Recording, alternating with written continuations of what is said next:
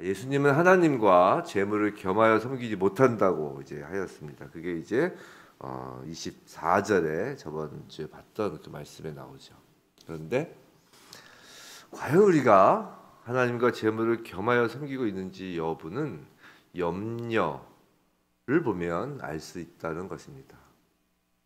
솔직히 예수 믿고 구원받은 하나님의 자녀가 되었음에도 불구하고 우리는 재물이 없으면 어떡하나 하는 염려, 근심을 하는 것이 사실 솔직한 우리의 현실입니다. 또 그렇게 염려하면서 또 한편으로 우리는 하나님의 자녀이니까 또 죄책감까지 듭니다. 참 힘들게 살죠. 그래도 다행인 건 본문 30절에서 뭐라고 하시냐면 뒷부분에 하물며 너일까 보냐 그러면서 믿음이 작은 자들아 라고 하십니다. 믿음이 작은 자들아. 믿음이 없는 자들아 라고 하지 않으시고 믿음이 작은 자들아 라고만 질책하십니다. 예수님은 우리가 어떨 때는 염려를 하지 않다가 또 어떤 때는 염려도 하는, 특히 재물에 관해서는 마음이 왔다 갔다 하는 것을 너무도 잘 아시기에 믿음이 없다고까지 말씀하지 않으시는 것입니다. 믿음이 없는 자와 믿음이 적은 자는 하늘과 땅 차이입니다. 그래도 다행인 것은 재물의 염려에 빠져 산다고 해서 빠지는 저와 여러분을 구원과 연결짓지 않으셨다는 것입니다. 염려했다, 염려하지 않았다, 다 같다는 걸 누가 하는 거예요? 그걸 누가 하신 말씀이에요. 아니 깊이 염려에 빠진 건 또 다른 차원입니다. 늘 염려하는 건 좀 다른 차원이라는 거예요. 그렇기 때문에 오늘 본문 말씀의 무게가 가볍다는 것이 아닙니다. 염려하지 말라라는 것은 엄한 하나님의 명령입니다. 자, 이것이 명령이기 때문에 보면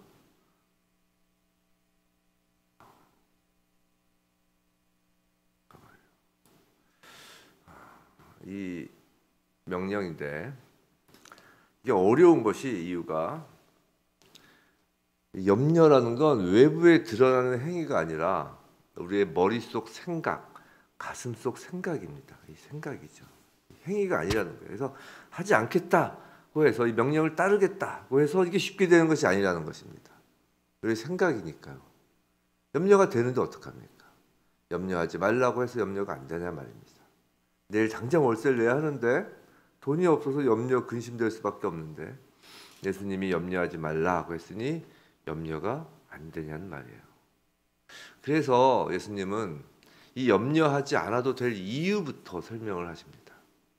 그건 목숨이 더 중하기 때문이라는 것입니다. 이제 너희는, 즉 우리는 산자라는 겁니다. 산자. 죽은 자가 아니라 산자라는 것입니다. 창세기에서 잘 알다시피 창세기 3장에서 죄가 들어오는데 그 죄가 들어온 이후에는 죽을 수밖에 없는 죽은 존재인 사람, 즉 땀과 수고로 먹고 사는 것을 염려하여야 할 처지, 죽은 자라는 것은 먹고 사는 것을 염려해야 할 처지에 놓인 자인데 이제 예수로 인해서 거듭난 하나님의 자녀는 다시 창세기 1장에서 자녀의 먹을 것이 땀과 수고의 대가로 주어지는 것이 아닌 그저 하나님이 주시는 상태로 회복된 것을 선포하시는 것입니다. 너희는 산자다라고 지금 예수님이 말씀하시는 거예요. 그렇기 때문에 죄 이전의 상태로 아니 그보다 더 확실하게 하나님은 하나님의 자녀들을 새와 꽃처럼 먹이시고 입히신다는 것입니다. 우리는 하나님의 자녀입니다. 그러니 이제는 하나님을 모르는 이방인처럼 또 굴지 말라는 것입니다. 아버지가 이 모든 것이 너에게 있어야 할 줄을 아신다고 하십니다. 우리에게는 아버지가 있습니다. 아버지가 없는 사람처럼 염려하지 말라는 것이죠. 결국 이것은 염려의 문제가 아니라 믿음의 문제라는 것입니다. 믿음이 적은 자들아라고 얘기한 것처럼 믿음의 문제라는 것이에요. 그래서 33절에서 그의 나라와 그의 의를 먼저 구하라고 하십니다. 우리가 제사장의 신분으로 믿음을 가지고 말입니다. 내 입에 들어갈 것을 구하지 말고 구제하고 복음을 전할 수 있도록 구하라는 것입니다. 먼저 그의 나라와 그의 의를 구하는 것에 대해서는 주기도문에서도 살펴본 적이 있죠. 내가 지금 제대로 하나님의 뜻에 따라 재물을 흐르게 하고 있는지 보라는 거예요. 야곱의 사다리가 되신 예수님을 타고 하나님께 매일 결제판 들고 오르락내리락 하면서 살라는 것입니다. 우리는 에덴을 경작하는 하나님의 자녀가 되었다는 것이죠. 성도 여러분, 그런데 재물과 관련해서 하나님은 솔직히 우리가 버는 부분에 관해서는 그다지 관심이 없으십니다. 쓰는 것에 관심이 많으신 거예요.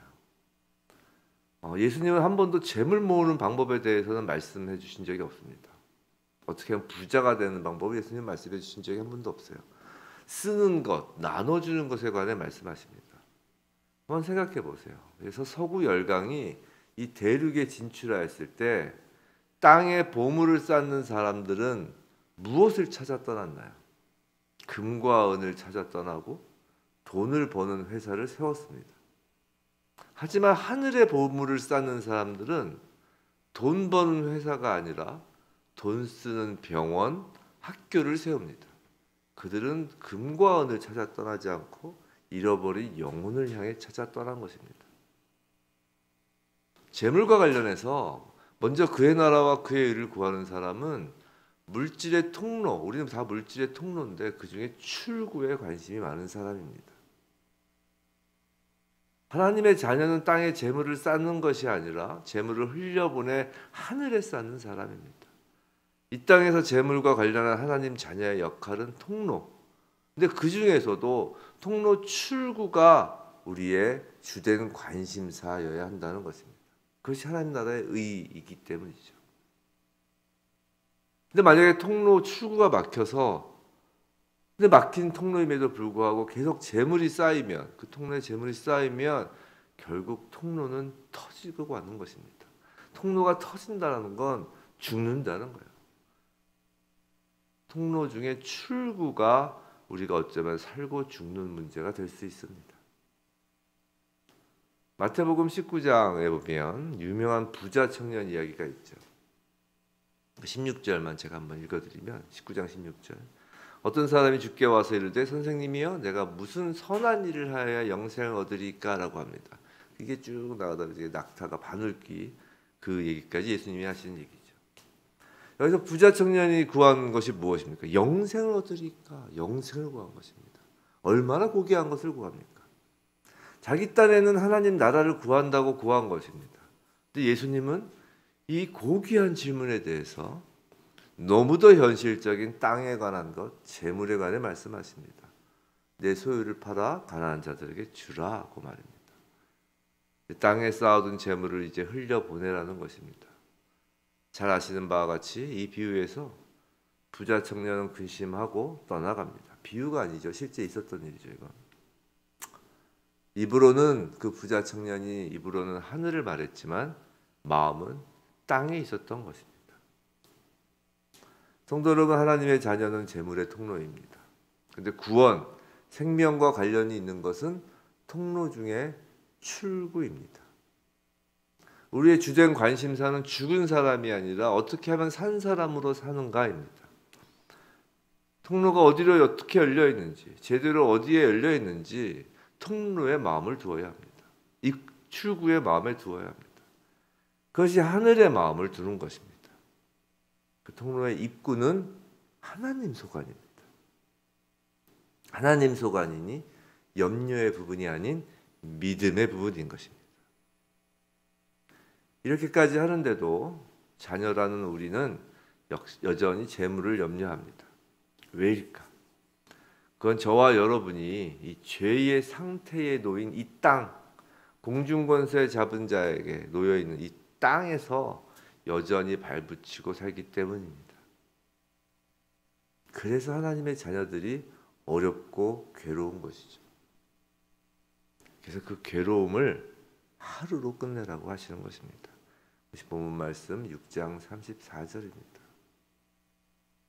성도 여러분, 우리는 재물을 쌓을 수는 있지만 시간을 쌓을 수는 없습니다. 자, 가만히 보세요. 본문에서 34절에서 내일 일을 우리가 내일 염려하라는 것이 아닙니다. 그죠? 내일 일을 우리가 염려하지 말라는 것이 아니라 주어가 내일이죠. 즉 내일 일은 우리가 염려한다는 것이 아니라 내일이 염려한다는 거예요. 내일이라는 시간이 염려한다는 것입니다. 우리가 시간을 어떻게 할 수 없다는 거예요. 내일은 인간이 어떻게 할 수 없다는 것입니다. 그 내일 일을 내일이 염려한다는 거예요. 내일 하나님이 우리를 데려가실 수 있다는 것입니다. 누가복음 12장 20절에 21절에 나오는 부자에 대한 비유인데 이것이 적절한 비유입니다. 부자에게 하나님이 말씀하신 내용이죠. 막 창고에 쌓아두는 부자에게 하나님이 이르시되 어리석은 자여, 어리석다는 거예요. 오늘 밤에 내 영혼을 도로 찾으리니 그러면 내 준비한 것이 누구의 것이 되겠느냐 하셨으니 21절 자기를 위하여 재물을 쌓아두고 하나님께 대하여 부여하지 못한 자가 이와 같으니라. 내일 어떻게 될지 모른다는 거예요. 염려로 재물을 쌓는다는 것은 내일이라는 시간을 우리가 좌지우지할 수 있다라는 생각이 그 바닥에 깔려 있다는 것입니다. 그러지 말라는 거예요. 왜냐하면 내일이라는 시간은 시간이라는 것 그 자체는 우리에게 앞으로 놓이는 시간은 하나님만이 할 수 있다는 거예요. 근데 그것을 사람이 할 수 있다고 생각하는 것, 그것은 어리석은 거라는 겁니다. 재물 때문에 말이죠. 그래서 재물과 하나님을 겸하여 섬길 수 없는 거예요. 예수님은 이 재물 문제를 시간과 연관지어서 결론을 맺고 있는 거예요. 그 시간과 연관지어서 하나님과 재물을 겸하여 섬기는 자와 섬기지 않는 자를 구별하는 거예요. 내일 일을 염려하는 자와 내일을 염려하지 않는 자로 전환시키시는 거죠. 말씀을 좀 정리해 볼까요? 성도 여러분, 우리는 하나님의 자녀입니다. 예수님으로 인해 하늘의 재물을 쌓고 이제 하늘을 바라볼 수 있는 존재가 되었습니다. 그것이 우리가 생명을 얻었다는 증거입니다. 우리는 더 이상 먹고 마시고 입는 것을 위해서 일하는 자들이 아닙니다. 우리가 무엇을 하건 그 모두 하나님 일에 관련이 있습니다. 우리가 재물을 얻는 것은 흐르게 하기 위함입니다. 그의 나라와 그의 의를 구하는 것이기 때문이죠. 나머지는 입구는 하나님이 책임져 주십니다. 입구를 염려할 필요가 없습니다. 그건 믿음입니다. 감사로 받으면 족한 겁니다. 믿음은 곧 감사이기 때문이죠. 그렇기 때문에 1달란트가 입구에 채워졌든 2달란트가 채워졌든 5달란트가 채워졌든 감사하면 족한 것입니다. 그것이 믿음입니다. 근데 이 모든 말씀의 결론은 하나님의 우리를 향한 사랑이십니다. 무엇을 먹을까? 무엇을 입을까? 무엇을 마실까? 염려하는 것을 보고 아버지는 아파하십니다. 마음 아파하십니다. 당신의 자녀가 아버지를 등지고 그 둘째 아들처럼 돼지의 먹이인 주업 열매를 줍고 있는 그 모습을 보며 아버지는 마음이 아프신 겁니다. 내일 일을 염려하는 것을 보고 슬퍼하시는 것입니다. 내일 이 땅에 있을지 없을지도 모르면서 말입니다. 오늘 말씀은 하나님의 저희를 향한 안타까운 마음을 표현하시는 말씀입니다. 부디 저와 여러분 날마다 이 하나님의 사랑의 품에 안겨서 염려가 아니라 평강을 이 땅에서부터 누리길 주님의 이름으로 축원합니다.